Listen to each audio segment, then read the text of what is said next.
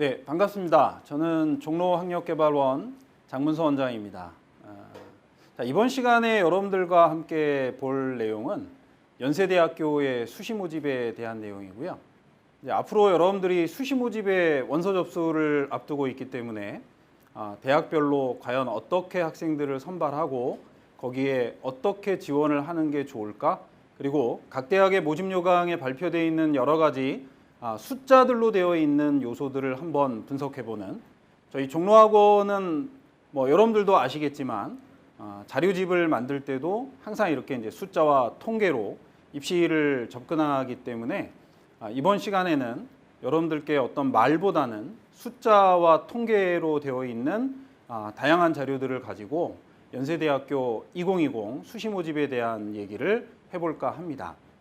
자, 우선 제일 먼저 연세대학교 2020 수시 모집의 가장 큰 특징은 여러 가지 변화가 있죠. 그 중에 여러분들이 아마 가장 중요하게 생각할 거는 모든 수시 전형의 최저 학력 기준을 폐지했다는 겁니다. 특히 논술 전형과 학생부 종합 전형의 활동 우수형의 이 최저 기준 폐지는 상당히 큰 영향력을 가질 거라고 생각을 하고요. 또 하나의 경우는 이제 논술 전형이죠. 논술 전형은 2018학년도, 2019학년도에 수능 후에 실시했던 연세대가 이번 2020부터 다시 수능 전으로 이동을 했습니다. 2017학년도까지 수능 전에 실시됐던 연세대 논술이 한 2년 정도 수능 후로 이동했다가 다시 수능 전으로 왔고요. 이 와중에 연세대학교 의예과 같은 경우는 수능 최저 기준의 폐지 때문일 거라고 우리가 이제 보통 생각하죠. 이 의예과의 논술 전형이 아예 폐지가 돼서 작년에 34명 논술로 뽑았던 의예과 인원이 활동 우수형으로 대거 이동하는 이런 변화가 아마도 가장 크지 않을까. 그리고 연세대학교 모집 인원 중에 가장 독특한, 어떻게 보면 다른 대학과는 정말 차이를 많이 보였던 전형이 특기자 전형이었거든요. 그런데 연세대학교가 이 특기자 전형을 2019학년도부터 이미 작년부터 조금씩 줄여 나가다가 올해 또 내년까지 가보게 되면 상당히 많은 인원을 줄이게 됩니다. 일단 여러분들하고 모집 인원에 대한 걸 한번 잠깐 볼 건데요. 이 모집 인원은 제가 2018, 2019, 2020 그리고 지난 4월 달에 발표가 된 2021까지의 모집 요강을 전형별로 한번 보려고 합니다. 그러니까 여러분들이 좀 전에 우리가 얘기했지만 이 특기자 전형에서, 그죠? 특기자 전형에서 이쪽 활동 우수형으로의 어떤 인원의 변화가 실질적으로 보시면은 활동 우수형이 아니라 여기 국제형의 신설이네요. 2020의 그 연세대학교 학생부 종합 전형으로 국제형 116명이 신설됐는데 이 116명은 아마 이 특기자 국제 인재에서 작년에 343명이 올해 228명이죠. 대략 보면 이 인원이 115명인 것 같습니다. 그래서 국제 인재 특기자로 뽑던 인원을 학생부 종합 전형의 국제형으로 이동을 했는데요. 특징은 이 116명에 해당하는 학생부 종합 전형의 국제형 전형은 외국 고등학교 출신만 지원이 가능합니다. 국내 고등학교 출신의 학생들이 특기자로 전형 국제 계열로 지원을 하기 위해서는 여기 있는 특기자 국제 인재로 여전히 올해까지는 지원을 하셔야 되고요. 근데 2021이죠. 내년 전형 계획이 발표가 되면서 가장 큰 변화를 보인 건 논술 전형입니다. 자, 작년, 재작년, 올해까지 한 600명이 넘는 학생들을 뽑았던 이 논술 전형이 내년 2021학년도가 되면 384명으로 급격히 줄어들죠. 그래서 이제 올해 같은 경우에 논술 최저 기준이 없고 한 600명 정도를 뽑는 연대 논술은 어쩌면 마지막으로 좀 기회가 될 수 있지 않을까 이런 생각도 하고요. 내년의 특징, 내년은 사실 이제 지금 그렇게 중요하지는 않은데요. 특기자 전형이 인문과학 쪽에서는, 인문이나 자영 계열 쪽에서는 완전히 없어지고 국제 인재 쪽만 남는다는 것도 하나의 특징입니다. 여러분들이 모집 인원이 어떻게 변하는지는 한번 체크해 보시는데요. 제가 연세대학교의 좀 특징적인 학과 좀 이과 학생들 최상위권은 뭐 너무 가고 싶어하는 과가 의예과와 치의예과잖아요. 이 의예과, 치의예과 올해를 비롯해서 내년까지 이제 쭉 인원의 변화를 보시면 특히 작년 같은 경우에 논술 전형에서 34명을 뽑았던 인원이 의예과 같은 경우 올해는 없어졌죠. 이 34명이 거의 그대로 활동 우수형으로 갑니다. 작년에 활동 우수형에 의예과 13명 뽑던 게 2020 올해는 45명으로 늘어났죠. 자, 그러면 이 차이는 이제 결국은 어떤 현상으로 벌어지게 될 거냐 하면요. 논술 전형은 없어졌고 활동 우수형이 늘어났는데 이 활동 우수형은 최저 기준이 없어졌습니다. 그러면 어떤 학생들이 합격할 확률이 높을까를 우리가 생각해 보면 실제로 과학고나 영재학교 학생들은 연세대학교 의예과도 상당히 가고 싶어하는 과겠죠. 그런데 활동 우수형에는 2020 올해까지는 영재학교 학생들은 지원이 불가합니다. 그러면 결국 이 활동 우수형으로 의예과를 지원할 수 있는 학생들 중에는 과학고등학교 학생들이 대상이 될 수 있는데요. 작년까지는 사실은 이 활동 우수형에도 최저 기준이 적용됐었기 때문에 과학고 학생들 입장에서는 다소 부담스러울 수 있다는 게 기본적인 특징이었는데요. 올해부터는 활동 우수형의 최저 기준이 없다 보니까 결과적으로 과학고 출신 학생들이 활동 우수형으로 의예과를 지원하는 사례가 많을 것이고 제가 볼 땐 합격 사례도 꽤 나오지 않을까라는 예상을 해봅니다. 뭐 올해가 아닌 이제 내년이 되면 사실은 특기자 전형에서 의예과 모집도 없어집니다. 대신에 이제 활동 우수형으로 55명을 모집하고 그다음에 면접형에서도 좀 더 많은 인원을 모집하게 되는데요. 특히 활동 우수형의 경우는 올해까지는 영재학교 학생들이 지원이 불가능하지만 내년부터는 또 영재학교 학생들도 지원이 가능하기 때문에 이 활동 우수형의 의예과에서 과학고와 영재학교 학생들의 합격 사례들이 과연 어느 정도가 되느냐도 우리는 좀 관심을 갖고 볼 필요가 있습니다. 자, 치의예과 같은 경우는 뭐 의예과에 비해서는 변화가 그렇게 많지 않습니다. 논술 전형에서도 여전히 비슷한 인원을 뽑게 되고요. 활동 우수형은 조금 더 많아지는 건 2021학년도에 좀 많아지는 건 특기자가 없어지기 때문이라고 생각하시면 되니까 치의예과 논술 전형은 최저 기준이 없어진 상태이기 때문에 학생들 입장에서는 좀 더 많은 관심을 갖게 될 거고요. 올해 아마 연세대학교 치의예과의 경쟁률은 상당히 높은 경쟁률이 될 거라는 예상을 할 수 있습니다.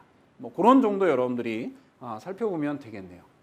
자, 그다음에 이제 두 번째로 연세대 모집의 변화는 논술의 수능 전 이동이겠죠. 그래서 제가 이제 여기 보여드리는 이 자료는 자 2016학년도, 17학년도에는 수능 전에 봤고요. 2018, 19는 수능 후에 봤고 경쟁률이나 지원자 수가 어떻게 됐느냐를 보여드리는 건데요. 실제로 수능 전에 볼 때와 수능 후에 볼 때 인원은 상당히 많이 증가하고 경쟁률도 꽤 많이 늘어난 것을 볼 수 있습니다. 다만 자연계열의 경우는 지금 2017에 비해서 2018, 19를 보시면 모집 인원 자체가 늘어났기 때문에 지원자가 거의 2배 가까이 증가했더라도 경쟁률 면에서는 생각보다 그렇게 많이 늘어난 건 아니에요. 그런데 자, 우리가 이제 과연 올해 수능 전으로 다시 돌아갔을 때 어떻게 될까를 고민해 봐야 되는데요. 여기서 이제 하나 조심할 거는 현재 그 모집 인원으로 보면은 작년보다 올해 논술 전형 인원이 좀 줄어들었거든요. 그런데 인문 계열의 경우는 오히려 24명이 늘어났고요. 자연 계열의 경우가 한 60명이 감소했습니다. 이 60명 중에 의예과 34명이 빠진 건 우리 좀 전에 얘기했으니까 의예과를 제외하면 나머지 학과에서 약 한 26명 정도가 감소된 인원이 조금씩 있겠죠. 뭐 과별로 따지면 아마 한두 명씩밖에 안 되겠지만 하여간 자연 계열도 꽤 많이 줄었다는 거 특징이 될 수 있을 겁니다. 자, 그런데 연대가 발표한 자료 중에 이런 자료가 있어요. 자, 논술의 응시율과 최저 기준 충족에 대한 비율인데요. 실제로 2017학년도는 수능 전에, 2018학년도는 수능 후에 본 이 두 자료를 한번 비교를 해보시면 실제로 지원자 수를 보면 수능 후에 본 2018학년도에 38,000명, 자, 이 수능 전에 봤던 2017학년도엔 23,000명 정도밖에 안 됐는데요. 자, 문제는 논술에 응시하는 응시 비율이 수능 전에 봤을 때는 거의 97%였고 수능 후에 보게 되면 응시율이 44.7%밖에 안 됩니다. 자, 수능 후에 논술을 보게 되면 이제 이런 경우들이 있겠죠. 작년까지는 수능 최저 기준이 있었으니까 자기가 최저 기준을 도저히 못 맞추겠다 생각하면 일단 아마 논술에 참여하지 않을 거고요. 또 반대로 서울대학교를 정시로 갈 만큼 정말 수능을 잘 봤다 그래도 연대 논술을 참여하지 않을 수 있거든요. 그렇다 보면 결과적으로 여러분들이 올해 수능 전으로 돌아가게 되면 논술의 응시율은 지원자의 거의 97, 8% 이상이 참여할 거라고 봐야 될 것이고 대신에 최저 기준이 없어졌다는 건 경쟁률이 폭발할 수 있는 조건이다 보니까 연세대학교는 작년까지는 논술을 하루에 봤어요. 오전에 자연계열, 오후에 두 타임으로 나눠서 사회계열, 인문계열 이렇게 세 번의 기회를 그러니까 세 타임으로 구별해서 논술을 봤었는데 올해는 이제 좀 걱정스러운 것 같아요. 그래서 이과의 경우도 한 타임으로 보던 거를 이제 토요일 날 오전 오후로 나누고 자, 인문계열의 경우는 매년 토요일 날 봤던 논술을 이제 일요일로 옮겨서 인문과 사회로 나눠서 이렇게 시험을 보게 됩니다. 연대도 아마 최저 기준을 없애고 수능 전으로 이동했다는 이 조건이 생각보다 아마 학생들이 많이 몰릴 수 있고 실제 논술에 참여하는 학생도 많아질 수 있다는 것을 염려해서 논술을 좀 이틀로 나눈 게 아닌가 이렇게 생각을 하시면 되고요. 자, 이렇게 이제 그 수시 모집의 경우는 논술이나 또는 학생부 종합전형의 면접이라는 대학별 고사가 있는데 제가 이제 앞에 우리 지금 보는 내용은 서울대, 연대, 고대 우리나라의 최상위권 3개 대학의 대학별 고사, 즉 논술이나 면접 일정인데요. 뭐 논술은 연대밖에 없으니까 연대가 인문계열의 경우는 10월 13일 일요일 날 논술을 보게 되고요. 자, 나머지 전형들은 이제 다 면접입니다. 그런데 자, 연세대학교하고 고려대학교가 면접 일정이 겹치는 전형이 3개가 있습니다. 자, 10월 19일 날 고려대 학교 추천원, 연대 면접형이 겹치는 일정을 갖습니다. 인문계열 학생들이라면 고대 학교 추천원을 쓸 건가, 연대 면접형을 쓸 건가를 확실히 고민하셔야 되고요. 차이점은 뭐예요? 학교 추천원은 기본적으로 추천 전형이고 최저 기준이 있죠. 그런데 비하면 연세대 면접형은 추천도 아니고 물론 연세대 면접형 내년부터 추천 전형으로 바뀝니다. 올해까지는 추천은 아니고 다만 교과 성적 40%로 작년에 교과 50 뭐 이렇게 됐던 전형 1단계 그 전형 요소가 올해는 교과 40이 또 들어가기 때문에 상당히 학교 추천원과 면접형의 지원자 풀 없느냐의 문제인데요. 세계 등급합 6이라고 하는 이 최저 기준, 고대 학추원의 최저 기준을 맞출 수 있으면 고대 쪽으로 아니면 연대 쪽으로 바꾸는 것이 필요하겠죠. 또 하나는 11월 23일 날 고대 학교 추천 2와 연대 국제형, 특기자 국제형이 학종의 국제형이 면접이 겹치게 되는데요. 근데 학교 추천 2와 국제형은 조금 그 지원하는 풀 자체가 좀 틀리기 때문에 제가 볼 때는 그렇게 고민은 안 하실 텐데 마지막으로 11월 30일 날 고대 일반 전형과 연대 활동 우수형도 제가 볼 때는 어느 정도 풀이 겹칠 거고 다만 요거는 수능 후의 일정이니까 둘 다 써놨다가 고대 최저 기준의 충족 여부를 보시고 여러분들이 결정을 하셔도 충분하니까 자 10월 19일 날 학교 추천원과 면접형의 고민보다는 아마도 고대 일반 전형과 활동 우수형의 고민은 그렇게 심하진 않을 거라고 봅니다. 그래서 여러분들이 인문계열 학생들은 연대와 고대의 이 대학별 고사의 중복을 어떻게 또 전략적으로 이용할지도 고민을 좀 해보셔야 될 거고요. 대신에 자연계열의 경우는 연대와 고대가 대학별 고사에서 겹치는 일정은 없습니다. 다만 연대 활동 우수형과 서울대 일반 전형의 의치수의 면접 일정이 11월 23일로 겹치기 때문에 제가 볼 때는 이제 연대 의대나 치대, 서울대 의대 치대를 고민하는 학생들은 이 면접 일정을 감안해서 가셔야 되는데요. 이 두 전형은 모두 최저 기준이 없기 때문에 사실은 상당히 고민스러운 부분일 수 있습니다. 다만 1단계 통과를 할 수 있느냐 없느냐의 문제니까요. 일단 둘 다 1단계 통과를 할 수 있다면 뭐 나중에 고민하시면 되고, 하나는 통과, 하나는 뭐 통과 못한다면 통과한 것만 가면 되니까, 저는 이 두 가지도 만약에 정말 가고 싶은 학생이라면 중복해서 지원하는 것도 가능하다고 저는 생각합니다. 여러분들 그런 정도의 일정들도 한번 확인을 하시면 좋겠고요. 간혹 가다가 이런 질문을 하세요. 자, 내신 등급이 뭐 1.5등급인데 연대를 가면 합격할까요? 서울대를 가면 합격할까요? 뭐 이런 고민을 하시는데요.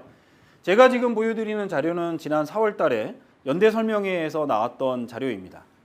자, 연대 활동 우수형에 지원했던 학생들의 등급 분포인데, 자, 1.25등급 이내의 학생들이 865명. 그죠? 실제로 여기서 2등급 이내, 즉 우리가 보통 얘기하는 뭐죠? 1등급대 학생들, 1.99, 2.0까지의 학생들이 총 전체 지원자 수의 57% 정도를 차지해요. 실제로 모집하는 인원은 635명이거든요. 그러면 내신 등급 1.25등급 이내의 학생들만으로도 635명은 이미 넘어가 있는 상태이기 때문에 연세대학교의 활동 우수형을 지원하시면서, 또는 면접형은 아마 활동 우수형보다 내신이 더 좋아요. 그러니까 연대를 학생부 종합전형으로 지원을 하실 때 내신이 1.5냐 1.4냐 또는 1.8이냐 2.0이냐를 논하시는 건 그렇게 제가 볼 땐 중요한 건 아닙니다. 학생부 종합전형은 교과 성적이 기본이 되기는 하지만 그 외에 다양한 여러 가지 활동들이 중요한 요소가 될 수 있기 때문에 여러분들이 단순히 교과 성적으로만 너무 얽매이지 마시고요.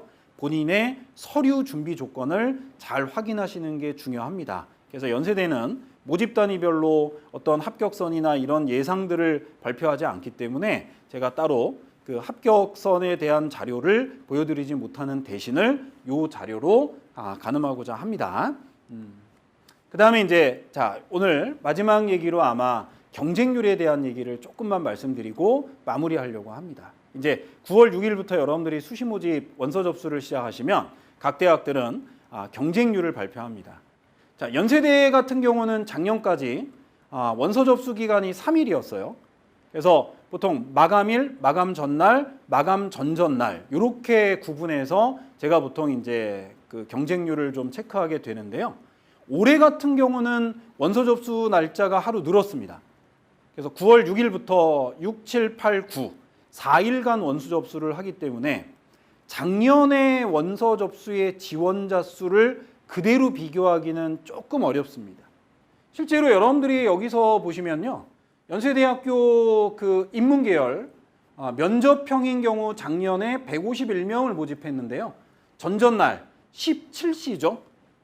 이제 원서 접수 시작한 오후 5시의 상황을 보면 72명이 지원했다. 이렇게 되어 있는데요. 자, 올해 같은 경우는 이제 이 전전날 하루가 더 앞에 있죠. 그래서 만약에 이제 올해 경쟁률을 작년의 전전날과 올해 전전날을 비교하게 되면 제가 볼 때는 아마 작년 전전날 오후 5시의 경쟁률보다는 올해 전전날, 그런데 올해는 벌써 이틀째가 되기 때문에 조금 더 경쟁률이 높을 거고요. 대신에 우리가 생각하는 작년의 자료는 전날이 이틀째거든요. 그럼 작년 전날보다는 아마 올해 이틀째는 조금 낮겠지만 작년의 첫날보다는 올해 이틀째가 조금 더 높을 수 있다는 게 특징이 될 수 있습니다. 그래서 여러분들 이 자료를 보시면서요. 제가 이렇게 그래프로 하나 보여드리는데요. 이 그래프를 보실 때는 푸른색은 보통 낮에 원서 접수를 한 학생, 보통 우리가 보면 13시에서 17시까지 원서 접수를 한 학생들이고요. 붉은색의 경우는 보통 17시부터 다음 날 오전 10시까지 원서 접수를 하는 학생들이니까 붉은색은 밤에 주로, 푸른색은 낮에 주로 원서 접수를 하는 학생들인데, 여러분들이 연세대학교의 이 결과를 보시면 첫째 날보다는 둘째 날 밤에, 즉 마감 전날 밤에 원서 접수하는 학생들이 전체 인원의 거의 절반 정도를 차지할 정도로 많은 인원이라고 생각하시면 돼요. 그래서 여러분들이 만약에 경쟁률을 보시고 조금 눈치를 봐야 되겠다 생각하면 기본적으로 마감일 날 오전 10시에 발표되는 경쟁률을 보시고 아마 움직이면 여러 가지로 눈치 작전에 좀 도움이 되지 않을까. 실제로 마감일 날 2시에 마지막 경쟁률 발표하는데요. 그 2시 이후에 원서 접수하는 학생은 생각보다 많지 않습니다. 자, 지금 보시는 자료는 인문계열의 자료고요. 자연계열의 자료도 인문계열의 자료와 그렇게 큰 차이를 보이지는 않습니다. 이렇게 표로 보면 좀 애매하잖아요. 그래서 그래프로 보시면 이런 모양이 조금 더 여러분들 보시기 좋을 텐데, 잘 보시면 활동 수형과 면접형을 구분해 보면 면접형이 조금 더 교과 전형에 가까운 성격을 갖다 보니까 마지막 오후 2시에 마감일 날 오후 2시에 경쟁률 다 보고 약간 눈치 작전으로 넣는 학생들의 비율이, 그죠? 인원수는 좀 작아 보이긴 해도요. 비율로 보면은 면접형이 조금 더 많은 비율을 차지하고 있는 게 보이실 거예요. 그래서 뭐 연세대학교 정도를 지원하실 때 그렇게 눈치를 보지는 않겠지만 이렇게 시간대별로 지원자 수가 어떻게 되는지를 한번 체크해 보시면 좀 더 도움이 되지 않을까 생각합니다. 자, 지금 이 시기가 되면 대부분의 학생들은 6개 수시 모집의 6개 지원 카드를 어떻게 써야 될지 정말 고민을 많이 하시는 시기예요. 자, 오늘 연세대학교의 여러 가지 모집 인원, 날짜, 경쟁률, 그 다음에 이런 것들을 좀 체크해 드렸는데요. 여러분들 앞으로 9월 6일까지 원서 접수하는데 도움이 됐기를 바랍니다.